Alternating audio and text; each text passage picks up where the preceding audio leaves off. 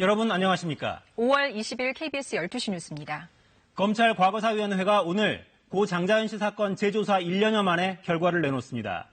과거사위는 10년 전 부실 축소 수사, 또 조선일보 사주 일가에 대한 봐주기 정황 등을 밝혀냈습니다. 하지만 공소시효 문제로 대대적인 재수사를 권고하기는 어려워 보입니다. 이지윤 기자입니다. 검찰 과거사위원회가 오늘 오후 회의를 열고 대검찰청 과거사 진상조사단이 제출한 250쪽 분량의 고 장자연 씨 사건 최종 보고서를 심의하고 결과를 발표합니다. 이로써 10년 동안 국민적 의혹을 받아온 장자연 사건은 1년여의 재조사 끝에 마무리됩니다.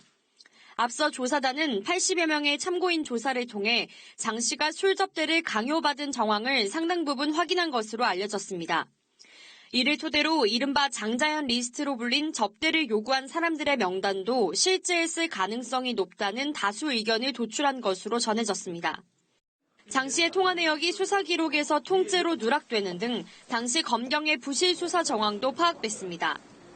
또 장 씨의 자필 문건에 등장한 조선일보 사주 일가에 대해선 봐주기 수사가 이루어진 정황도 새롭게 드러났습니다.